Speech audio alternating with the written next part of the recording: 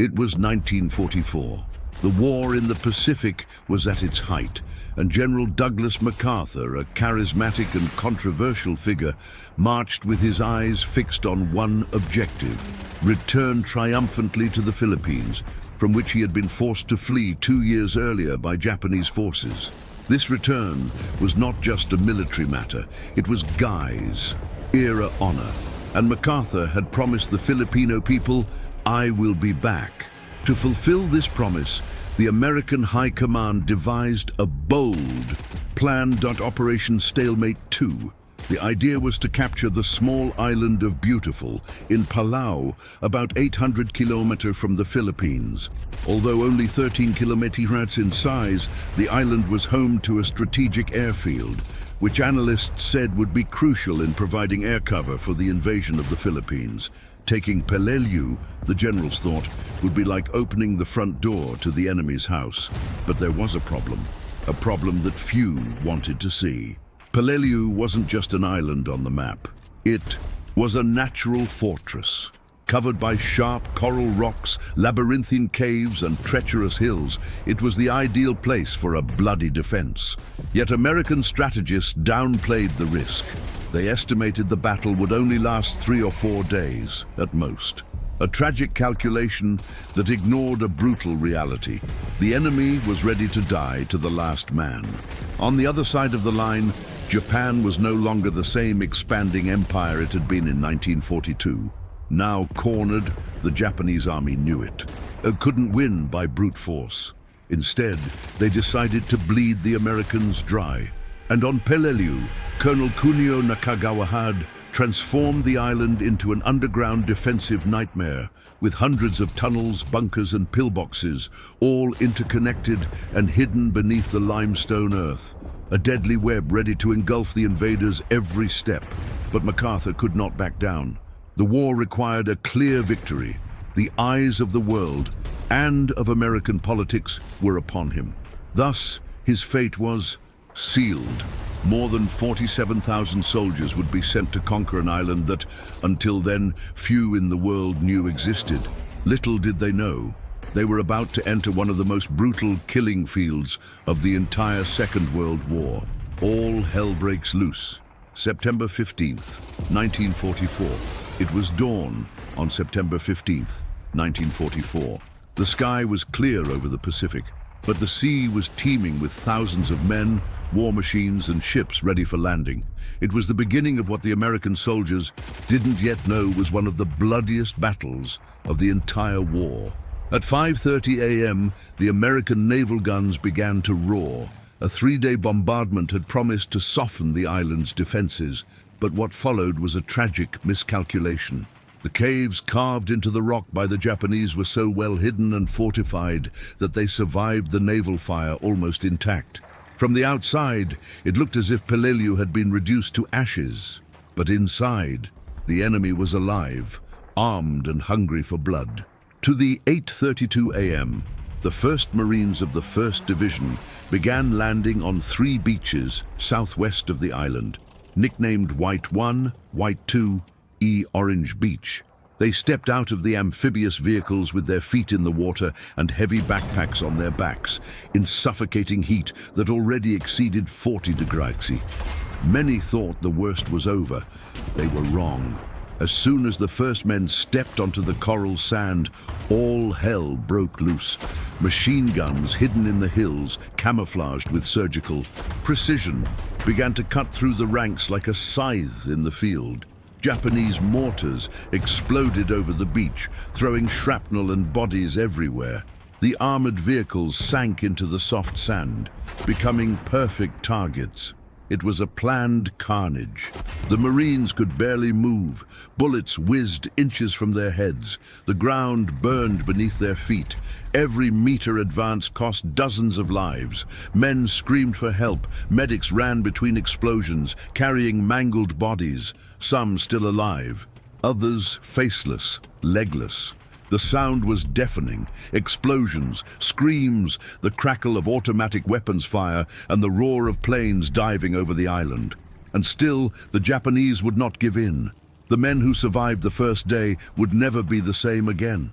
The air was thick with blood, sweat, gunpowder, and death. What was supposed to be a quick conquest was just beginning, and with each passing hour, reality became more grim. Peleliu would not be conquered in days. It would be conquered inch by inch, body by body. Want more epic stories and legendary battles? Subscribe now and never miss a video. On paper, Peleliu would fall in 3 days.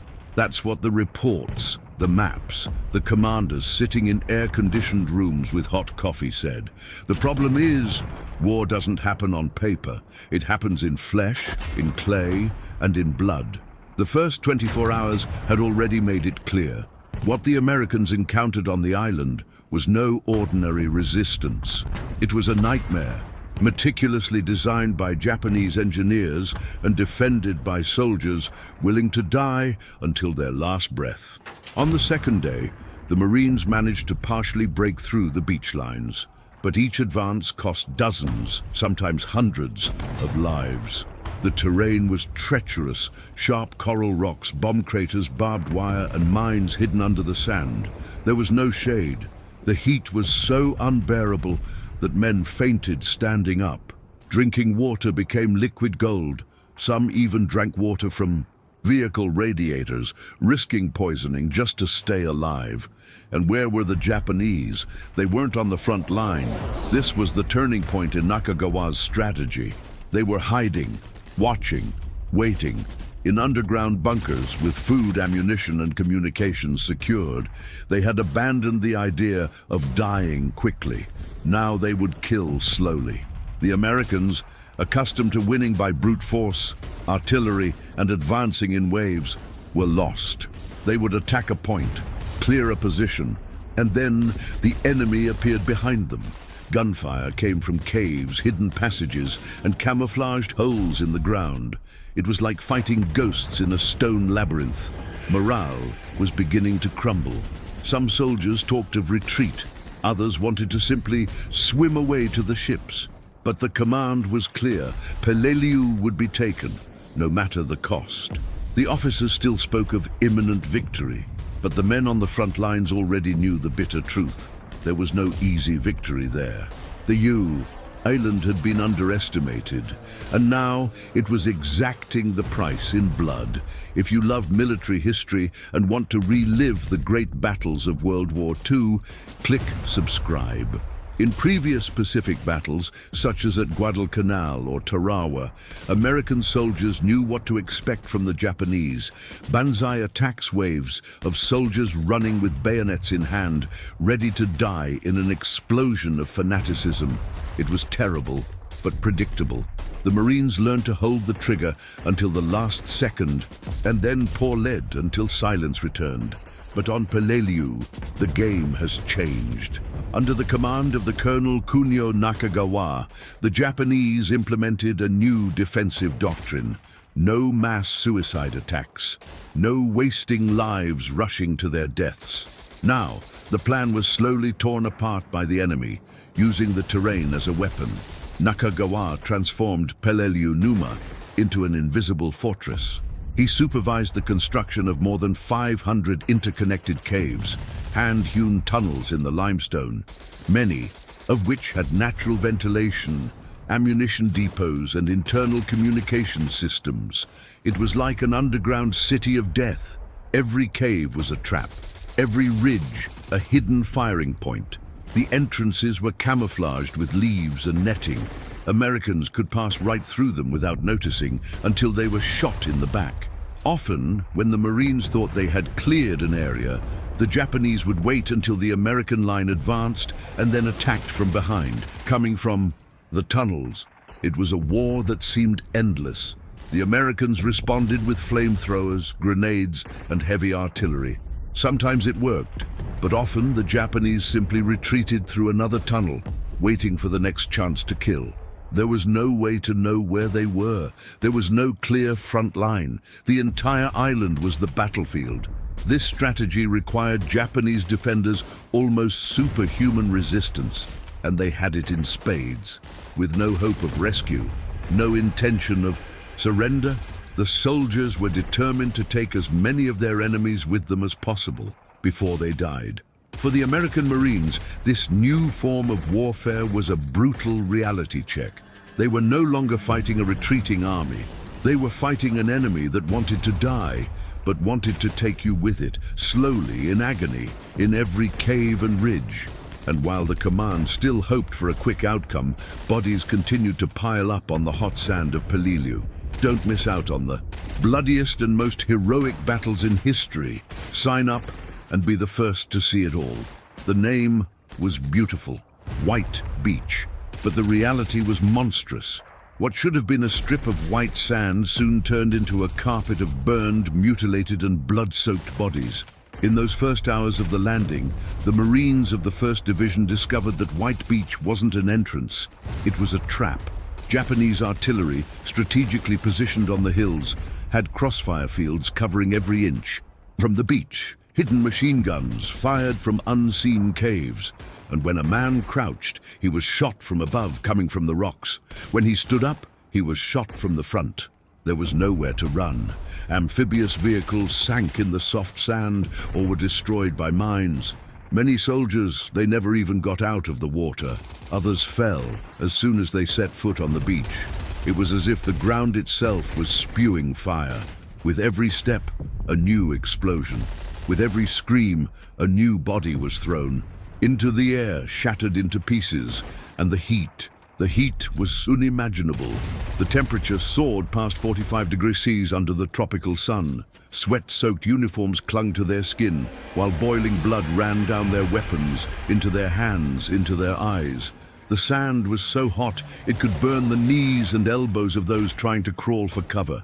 But there was no shelter, only mud-filled craters, bodies and loose limbs. Communications failed, radios burned out, officers shouted orders that could not be heard. Medics tried to drag the wounded with their bare hands, risking their own lives to save their comrades. At times, it was impossible to distinguish the sound of explosions from the screams of the dying. It was all part of the same macabre symphony. The sea, previously blue, began to take on shades of red. The soldiers began to call it the Blood Beach, and with good reason. And yet, they kept moving forward, meter by meter, body by body, lead, sweat, sand, and broken bones. White Beach was the gateway to hell, and whoever entered through it never left the same. Like, share, and subscribe to delve into stories that few know and everyone should remember.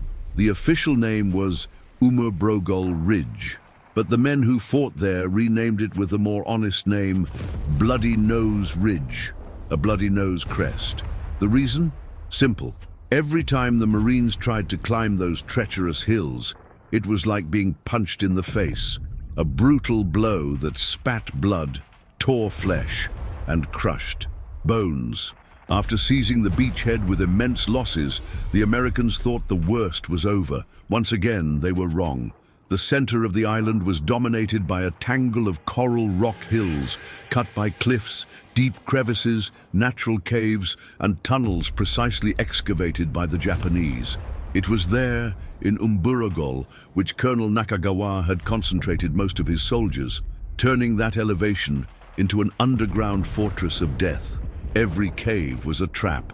The Marines would advance, clear a position with flamethrowers, and then a shot came from the back, or from above, or underground.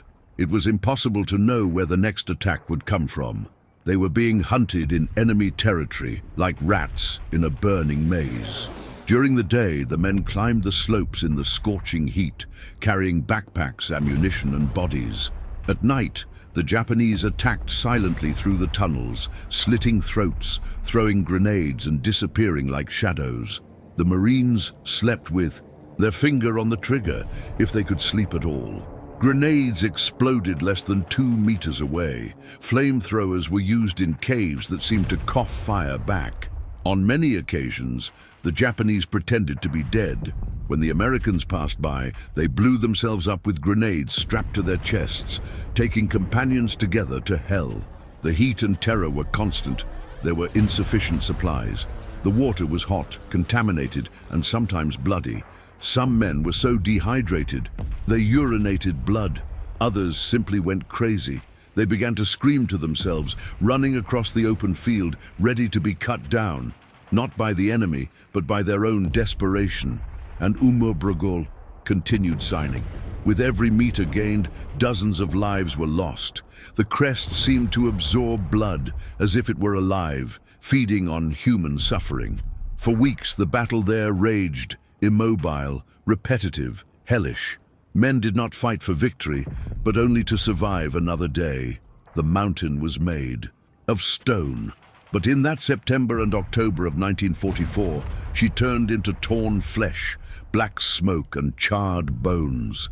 Durante o dia, Peleliu era scorching hell, where the sun beat down mercilessly and the ground boiled with explosions.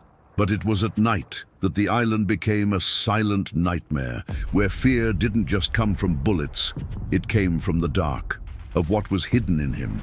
What if moved underground? As the sun set behind the blood-soaked hills of Brogol, the Marines prepared. But not for sleep. No one slept on Peleliu. They huddled in the craters, clutching their weapons, their eyes wide open. We heard everything. Leaves moving, stones rolling, muffled footsteps. Every sound could be the enemy, and often it was. The Japanese, they waited for nightfall to hunt. They crept out of their caves, crawling through narrow tunnels, emerging behind American lines, or even in the middle of them. They didn't make any noise. They didn't shout banzai. They stabbed in silence. They threw grenades in the dark. They dragged bodies into the shadows. It was a war of ghosts. American soldiers began to develop a primitive instinct, absolute paranoia. They fired at figures, in the bushes, at companions who moved too fast.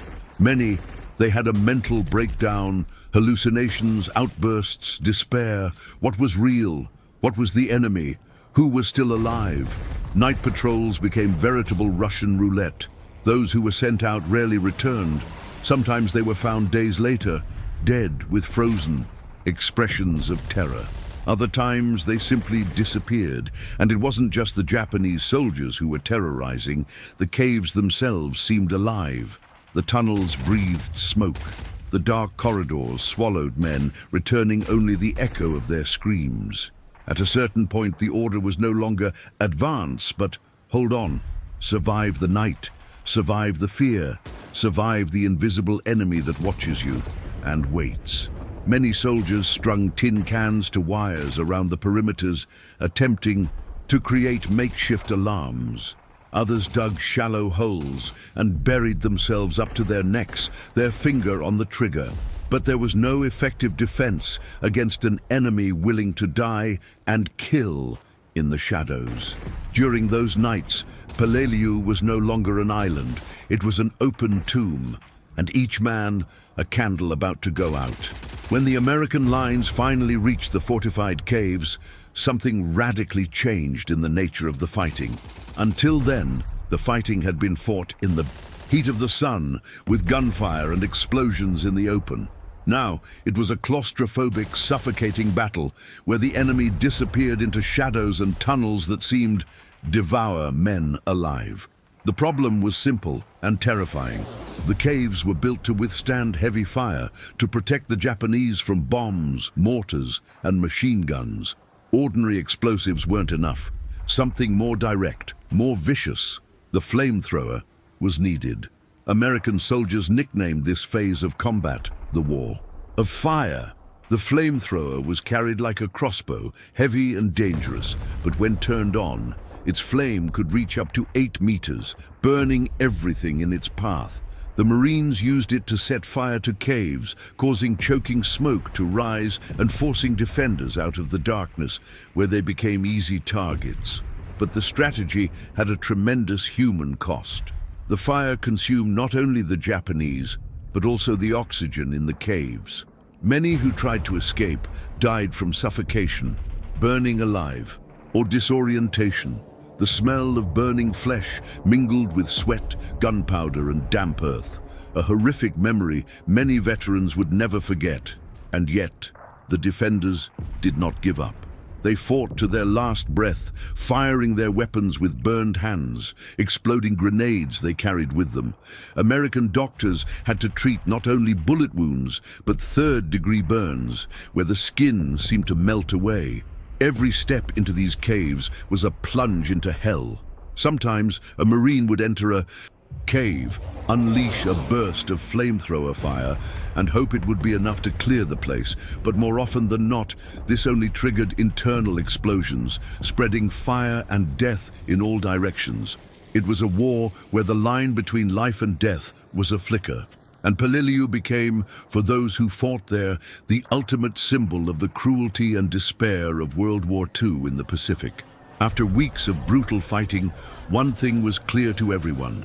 The 1st Marine Division could take no more.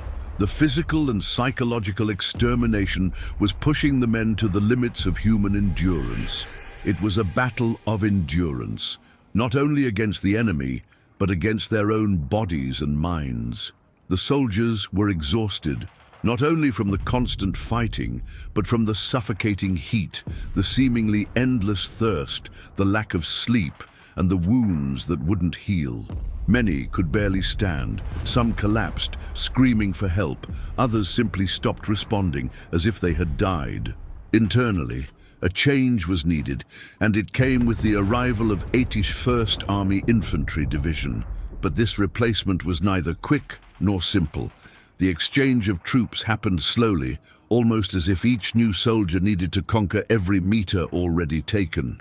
Because Peleliu was no island to rest, it was a prison of fire and blood. The veterans, already physically destroyed, gave way to the army soldiers, who found an even more horrific scene. The trenches filled with corpses, the charred bunkers, the constant smell of death and decay. The new men faced the same relentless enemy, the same caves that swallowed men alive, the same night raids, the same psychological warfare that undermined even the strongest. Each advance was a calculated suicide. Meanwhile, the 1st Division, though relieved from the front, bore invisible wounds that would never heal. Many veterans became alcoholics. Others were diagnosed with what we now call post-traumatic stress disorder, PTSD. The Battle of Peleliu didn't just destroy bodies, it destroyed souls. And the war clock continued to tick, relentless, giving no respite to anyone. The American logistical failure at Peleliu, an invisible war. As the Battle of Peleliu unfolded at a frantic pace, consuming lives in brutal, direct confrontations, a silent, relentless threat haunted the American Marines and soldiers. Logistical inadequacy. This was no minor flaw, but an enemy as lethal as Japanese bullets and grenades, sapping the troops fighting. Capacity and transforming the island into a hell not only of fire and steel, but of exhaustion, disease, and despair. The Peleliu campaign, which stretched for more than 2 months, became a grim case study in how poor planning and underestimation of environmental conditions can decimate a fighting force, even in the face of unquestionable bravery. The inhospitable landscape, heat, terrain, and the struggle for basic survival. Peleliu, a small island in the Palau archipelago, was a microcosm of hostility. Its diminutive size belied the magnitude of the challenges it presented. The equatorial climate, with temperatures frequently exceeding 45 degrees Celsius, made every movement an ordeal. The stifling humidity and the relentless sun drained the men's energy at an alarming rate, leading to widespread cases of heat exhaustion and heat stroke.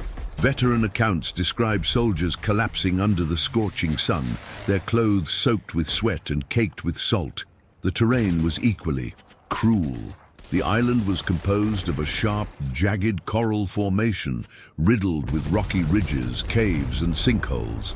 This topography, while offering defensive advantages to the Japanese, was a logistical nightmare for the Americans. Amphibious vehicles and trucks became bogged down on the narrow, sandy trails or rendered useless by the coral rock that tore through tires and tracks. The transportation of essential supplies, ammunition, food, equipment, and crucially water, relied largely on the brute strength of the soldiers themselves. They carried heavy loads in the oppressive heat amid a natural minefield of Japanese booby traps and hidden snipers, making every step a mortal risk. The island of Peleliu, a mere 13 square kilometers in size, was a natural trap. Its geological formation, predominantly of coral limestone, resulted in an intricate karst landscape characterized by a labyrinthine network of sharp ridges, steep gorges, deep caves, and treacherous sinkholes. This topography, sculpted over millennia, not only offered the Japanese defenders a nearly impenetrable fortress, but also imposed an unbearable logistical burden on the American forces. Every square meter of the island was an obstacle. The sharp coral tore through soldiers' boots, causing foot injuries that, in a humid and unsanitary environment, quickly developed into debilitating infections. The uneven terrain and slippery slopes made moving troops and equipment a Herculean task, requiring extreme physical exertion and constant vigilance against falls and accidents. The tropical climate, with its lethal combination of scorching heat and suffocating humidity, compounded every challenge. Daytime temperatures, which routinely exceeded 45 degrees Celsius, were exacerbated by the reflection of heat from the white coral and the absence of significant breezes in the island's densest areas. The wind chill was even greater, turning the air into a humid oven. The soldiers, clad in heavy uniforms and carrying equipment, sweated profusely, losing liters of bodily fluids in a few hours. Heat exhaustion and sunstroke were not isolated incidents, but a silent epidemic that incapacitated hundreds of men. Many fainted in the sun, their exhausted bodies unable to regulate their internal temperature. The constantly moist and exposed skin was a breeding ground for fungal and bacterial infections, such as trenchfoot and tropical ulcers, which spread rapidly and were difficult to treat in the field. Transporting supplies was a nightmare in itself. Amphibious vehicles that managed to cross the initial coral reef often became stuck in the soft sand of the beaches or were damaged by the rocky terrain. The few existing roads were mere trails, narrow and uneven, which quickly became impassable under heavy traffic and sporadic rains. Trucks got stuck, tires went flat, and axles broke, paralyzing the flow of vital supplies. The alternative was manual transport, with soldiers carrying crates of ammunition, jerrycans of water, and rations across miles of hostile terrain, under enemy fire and relentless heat. This reliance on human power for frontline logistics not only exhausted the troops, but also exposed them to unnecessary risks, turning each resupply mission into a combat operation in itself. The water crisis, widespread contamination and dehydration. The drinking water issue on Peleliu was not just a problem, but an existential crisis that claimed more lives than many skirmishes. The island had limited water sources, and what was available was often contaminated. To make matters worse, the water distributed to the Marines was stored in empty fuel drums, which, even after cleaning, left an oil residue, making the water undrinkable and nauseating. Desperate soldiers, on the verge of severe dehydration, were forced to drink this contaminated water or resort to dubious sources, such as shallow wells and ponds, which were breeding grounds for disease. Dehydration became endemic, and the issuance of salt tablets and water purifiers was insufficient to stem the tide of water-related illnesses. Many succumbed to dysentery, typhoid, and other gastrointestinal infections, further weakening already exhausted units. The shortage of potable water on Peleliu was not just an inconvenience, but an existential threat that eroded the combat capability of American troops.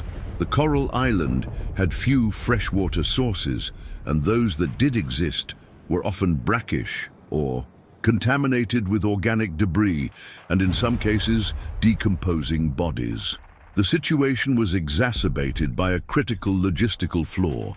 The drinking water that reached the island was often transported in 55-gallon fuel drums that, even after attempts at cleaning, retained traces of gasoline or diesel fuel. The result was water with a foul taste and odor, which caused nausea, vomiting, and diarrhea, further exacerbating dehydration. Soldiers, desperate for thirst in an environment where temperatures reached extreme levels, were forced to choose between drinking the contaminated water and risking illness or enduring debilitating dehydration. Many opted for the former, and the consequences were devastating.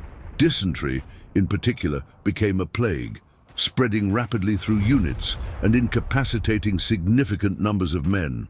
With each evacuation to alleviate symptoms, soldiers lost more bodily fluids, entering a vicious cycle of dehydration and weakness. Water purification. Tablets, though available, were insufficient to neutralize the hydrocarbon contamination and bacterial load from highly compromised sources. The lack of clean, safe water not only undermined the combatants' physical health, but also their morale, as constant thirst and illness were daily reminders of the precariousness of their situation and the failure to provide even the most basic of supplies. Veteran accounts unanimously described thirst as one of the worst torments of battle. Marine Eugene Sledge, in his memoir With the Old Breed, describes the agony of thirst and the revulsion of contaminated water, which he compared to diluted gasoline. The lack of clean water and the resulting proliferation of gastrointestinal illnesses meant that at times more men were incapacitated by water-related problems than by combat injuries. This water crisis was not a mere inconvenience. It was a decisive factor that drained the strength and resilience of American troops, transforming the fight against the enemy into an even more fundamental struggle for survival. In some cases, soldiers went so far as to drink their own urine or attempt to filter water through dirty rags in a desperate attempt to find relief from their torturous thirst. The situation was so dire that some Marines reported seeing comrades crying in frustration and despair upon discovering that promised water supplies were either not arriving or were arriving in insufficient quantities. Water became more valuable than ammunition, and its scarcity created a cruel hierarchy where those with privileged access to supplies survived, while others slowly withered under the relentless Pacific sun. The collapse of medical support, an unequal fight against illness and death. The medical support system on Peleliu, already strained by the brutality of combat, was quickly brought to its knees by logistical deficiencies. Medical units, often operating in precarious conditions under enemy fire, received overwhelming numbers of wounded and sick, far beyond their capacity. Shortages of basic medicines, medical supplies, and equipment were constant, turning treatable injuries into death sentences and minor illnesses into debilitating conditions. In addition to direct combat casualties, a significant number of soldiers succumbed to diseases unrelated to battle wounds. Dysentery, malaria, trench fever, and other tropical infections spread rapidly due to poor sanitation, contaminated water, and widespread exhaustion. The lack of prompt and effective treatment for these conditions resulted in an alarming rise in disease casualties, with many soldiers being evacuated or dying not from bullets but from infections and complications that could have been prevented with a more robust logistical and medical support system. The medical situation on Peleliu was desperate and improvised. The field hospitals, hastily set up in tents or makeshift shelters, were constantly overcrowded. Treatment capacity was severely limited, not only by the number of combat wounded, but also by the flood of soldiers incapacitated by illnesses related to the island's unsanitary conditions. Medical supply shortages were chronic. Basic medications such as painkillers, antibiotics, and intravenous fluids were insufficient, and essential surgical equipment was in short supply. The lack of adequate planning for the medical needs of a prolonged campaign in such a hostile environment resulted in a situation where doctors and nurses, despite their heroic dedication, were forced to make agonizing decisions about who could be saved with the limited resources available. Non-combat illnesses were a major cause of casualties on Peleliu, Dysentery, fueled by contaminated water and poor hygiene, reached epidemic proportions. Malaria, transmitted by mosquitoes abundant on the island, also weakened a large number of troops. Furthermore, extreme physical exhaustion, malnutrition, and lack of adequate sleep made soldiers more susceptible to a myriad of other infections and medical conditions. The rate of evacuation due to illness and exhaustion rivaled and at times exceeded that of combat injuries. Many soldiers who were not killed or wounded by Japanese bullets were withdrawn from the front lines or died due to conditions such as severe heat stroke, dehydration, and infections that became uncontrollable without adequate and timely treatment. This brutal reality meant that the American fighting force was constantly being eroded by an invisible but equally lethal enemy. The impact on morale was palpable. Seeing comrades succumb to preventable illnesses or not receive necessary treatment for otherwise minor injuries generated a profound sense of helplessness and anger. The realization that a soldier's life was worth less than the logistics required to keep him healthy and in combat was a devastating blow to the troop's spirit. The promise of robust medical support, crucial to combat confidence, was shattered on Peleliu, leaving many feeling they had been sent to die, not only at the hands of the enemy, but also due to the negligence of their own system. Field hospitals were scenes of horror. Makeshift tents, often lacking adequate flooring, housed rows of men groaning in pain, fever, and delirium. The smell of blood, sweat, vomit, and feces was omnipresent. Doctors and nurses worked tirelessly under the flickering light of lanterns, with limited supplies and the constant threat of bombings or sniper attacks. Amputations were performed with rudimentary instruments, and pain was mitigated with what was available, often little more than hope. The lack of blood transfusions and the difficulty in maintaining basic hygiene contributed to the high mortality rate. Many wounded who could have been saved in an environment with adequate logistics succumbed to infections or shock. With each passing day, the line of stretchers grew and response capacity diminished, creating a vicious cycle of suffering and death. The sight of comrades wasting away in makeshift beds without the treatment they deserved was a cruel blow to the morale of those still on the front lines, reinforcing the feeling that they were alone against everything and everyone. The invisible price, psychological impact, and the breakdown of morality. The logistical failure on Peleliu exacted a toll far beyond physical casualties. The constant deprivation of basic necessities, the daily struggle against dehydration and disease, and the perception that the support system was failing to protect them took a devastating psychological toll on the troops.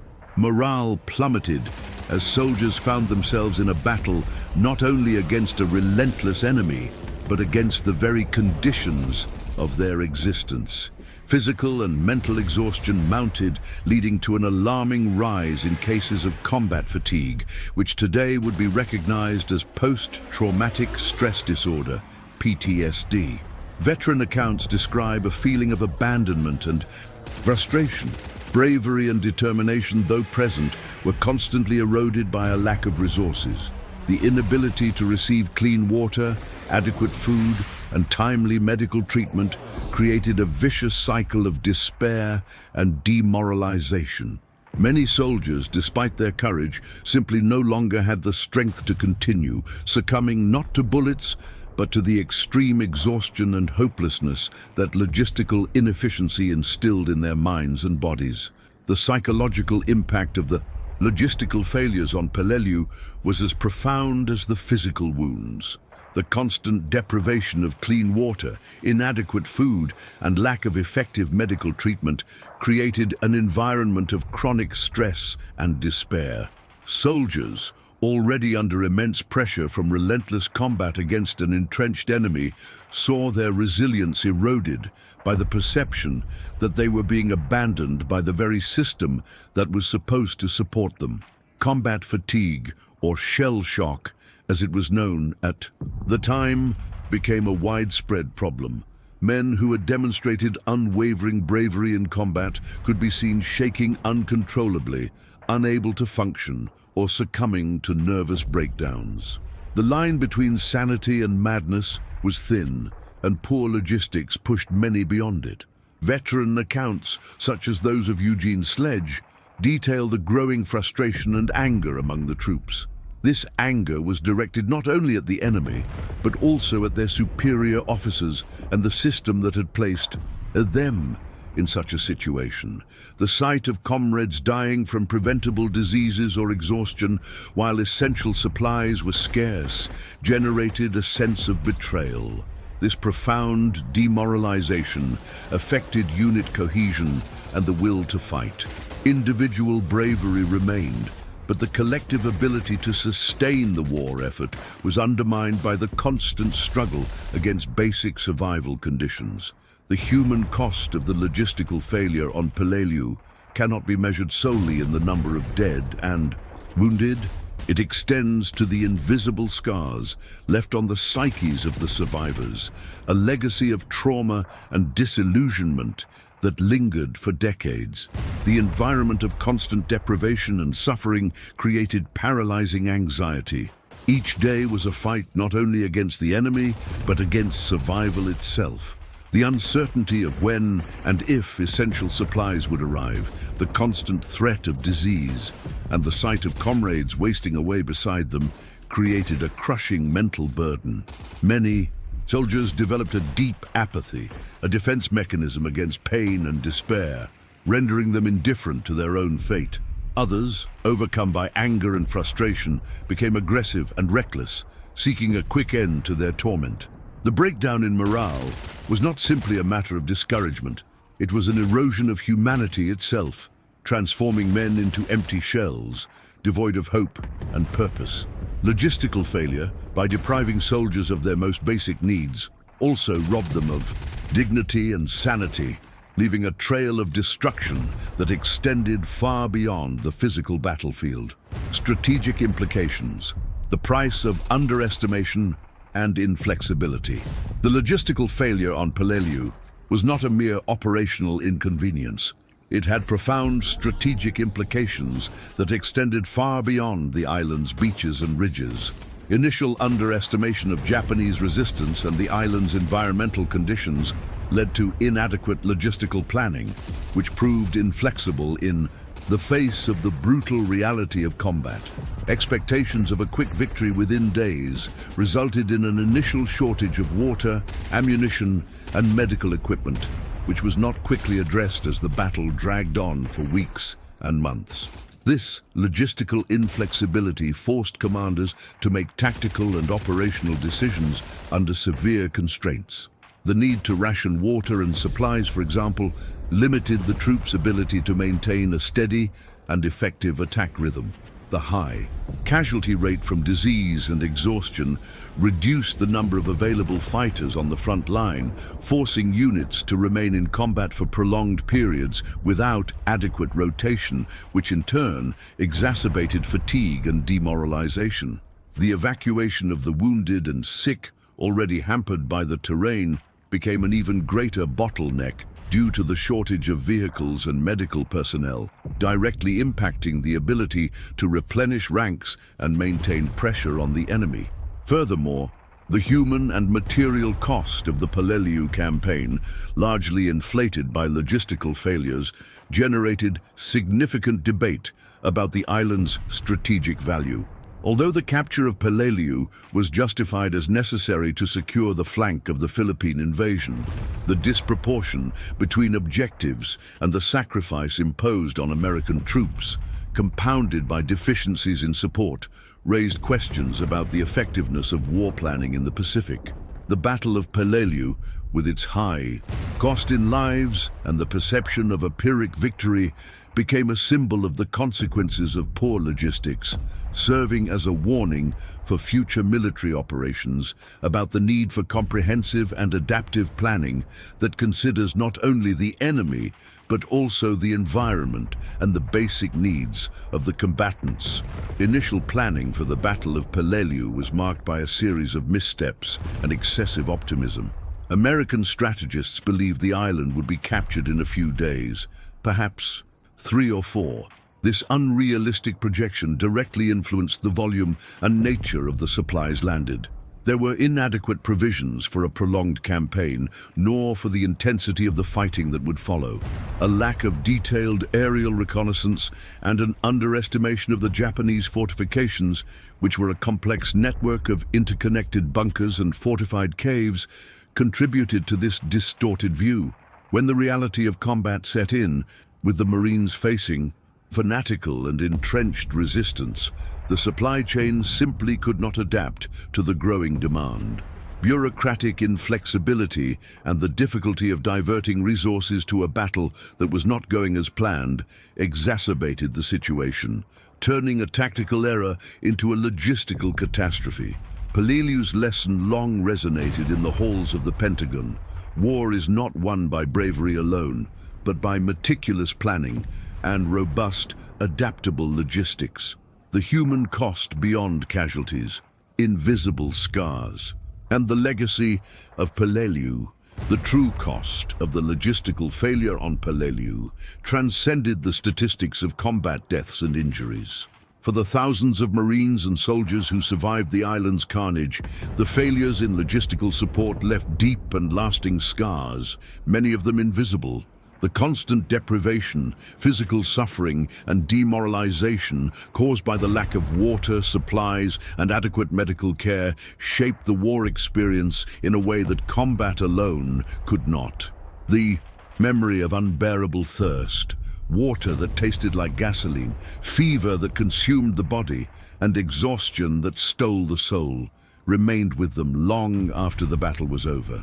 Many Peleliu veterans carried with them not only physical injuries, but also a heavy psychological burden. Combat fatigue, or what we now recognize as post-traumatic stress disorder, PTSD, was exacerbated by the inhumane conditions imposed by poor logistics. The feeling of abandonment and the loss of trust in the system that was supposed to protect them contributed to lasting trauma. Nightmares, flashbacks, anxiety, and depression became constant companions for many who returned. Difficulty reintegrating into civilian life, alienation, and in some cases alcoholism and drug addiction were late manifestations of the hell they experienced on Peleliu, a hell amplified by logistical neglect. Furthermore, the veterans' long-term health was compromised. Tropical diseases contracted on the island, malnutrition, and exposure to unsanitary conditions took a cumulative toll on their bodies. Many suffered chronic gastrointestinal problems, kidney disease, and other afflictions that remained with them for the rest of their lives. The logistical failure on Peleliu, therefore, was not an isolated event, but a catalyst for prolonged suffering that continued for decades after the war's end, affecting not only individuals, but also their families and communities. Peleliu's legacy is a grim testament to the fact that war is fought not only on the battlefield, but also behind the scenes of logistics, and that failures in this domain can have an incalculable human cost that lasts for generations. For many, the Battle of Peleliu never truly ended. The sights and sounds of combat, the agonizing thirst, the smell of death, and the sense of abandonment continued to haunt them in their dreams and in their waking hours. American society, for the most part, was eager to forget the atrocities of war, and Peleliu veterans, with their stories of suffering and neglect, often found themselves marginalized and misunderstood. The silence that followed the battle, both in terms of public recognition and support for those who returned, only deepened the invisible wounds. Perhaps Peleliu's cruelest lesson is that battlefield bravery can be in vain if not accompanied by an unwavering commitment to the well-being and support of those who demonstrate it. The logistical failure was not simply a failure of supplies, it was a failure of humanity, the consequences of which resonated throughout a generation. Conclusion: a bitter lesson in military history continued. Peleliu was not just a battle against an entrenched Japanese enemy, it was a war against nature itself, and most painfully, against human inefficiency. The American logistical failure on the island is a grim reminder that the bravery and sacrifice of soldiers, however admirable, cannot overcome fundamental flaws in the planning and execution of troop support. The lives lost to dehydration, disease, and exhaustion on Peleliu are a silent testament to the invisible toll of logistical neglect, a bitter lesson that echoes throughout military history and underscores the vital importance of every detail on the battlefield. The Battle of Peleliu stands as a grim epitaph for logistical neglect.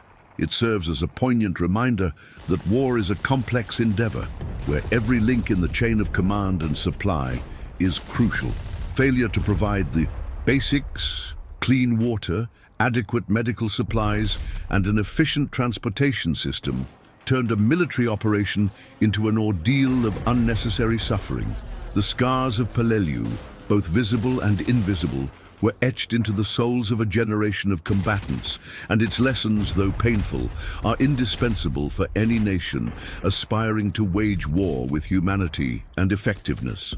Peleliu's legacy is a silent cry that echoes through time, a solemn warning about the price of complacency and underestimation in the theater of war. This battle, often overshadowed by the larger, more publicized engagements of World War II, carries within it a universal truth about armed conflict. Logistics is the backbone of any military campaign. Without it, even the bravest and best-trained troops are doomed to unnecessary suffering and, in many cases, defeat.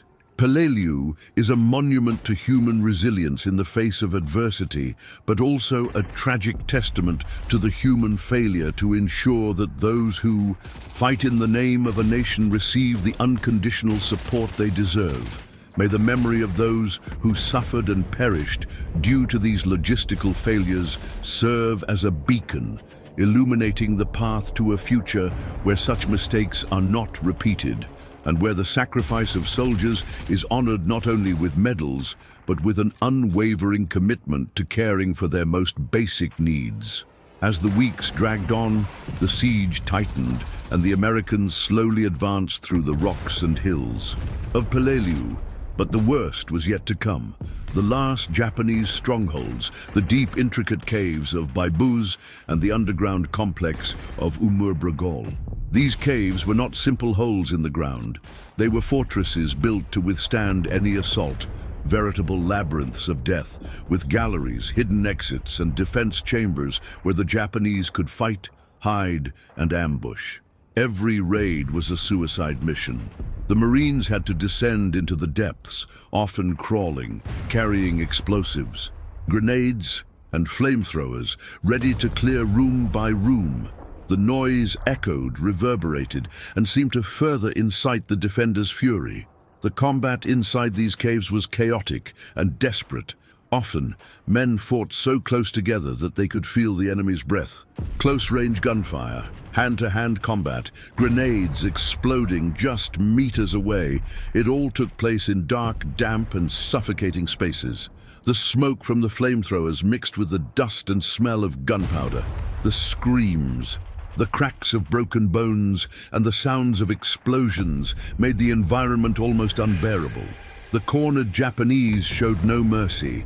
They launched suicide attacks, taking the Marines to their graves with them in an extreme display of sacrifice and fanaticism.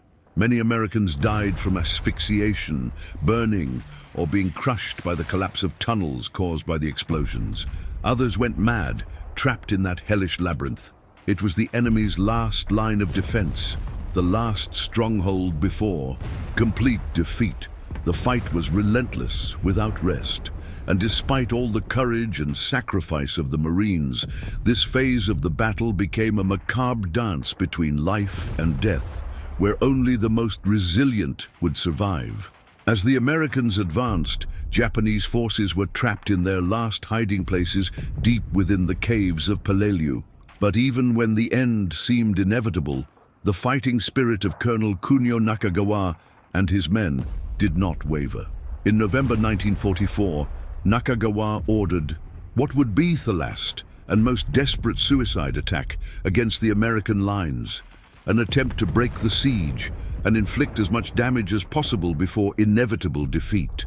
With a determination that seemed almost supernatural, hundreds of Japanese soldiers emerged from the tunnels in a violent wave, attacking with bayonets, grenades, and blind fury. The confrontation was brutal, with hand-to-hand combat that left the field stained with fresh blood and mangled bodies. The American troops, already exhausted and scarred by weeks of incessant fighting, responded with equal ferocity, using all available firepower to repel the assault. The attack, despite the extreme courage of the Japanese, was quickly crushed, but cost the Americans hundreds more wounded and dead. This final outburst of violence symbolized the essence of the Battle of Peleliu, a bloody, merciless conflict where neither side surrendered, and death was accepted as an inevitable companion. Nakagawa and his survivors fought to the end, refusing to surrender, becoming island ghosts, immortal warriors in Peleliu's bloody memory. After more than 2 months of incessant fighting, Peleliu was finally declared secure on November 27, 1944. But the American victory was bittersweet and marked by a terrifying human cost. Of the approximately 11,000 Japanese soldiers who defended the island, only a few hundred survived, and those few either surrendered or died in combat right up until the very end. On the American side, about 2,800 men lost their lives and more than 8,000 were wounded, a staggering toll for a small island of questionable strategic utility. What was left behind was a desolate battlefield, destroyed caves, scattered bodies, and a heavy silence, as if the island itself wept for what had been experienced there. General MacArthur, upon receiving the news, remained focused on his campaign in the Philippines, but for the men who fought on Peleliu, the memory of that hell would never fade. The battle, though forgotten in many accounts, has become a symbol of human endurance, the brutality of war, and extreme sacrifice. Peleliu was one of the bloodiest and most brutal battles of the Pacific War, yet, paradoxically, it remained in the shadows of history for decades. While other major battles like Midway, Guadalcanal, and Iwo Jima received attention and tributes, Peleliu was forgotten, relegated to an obscure corner of official accounts. This happened for several reasons. First, the island of Peleliu had little strategic importance in the larger theater of the war. Its capture did not decisively alter the course of the conflict, and the main campaign continued toward the Philippines, where MacArthur concentrated his efforts and focus. Second, the human cost, it was so high and the fighting so brutal that many veterans preferred not to talk about what they experienced there.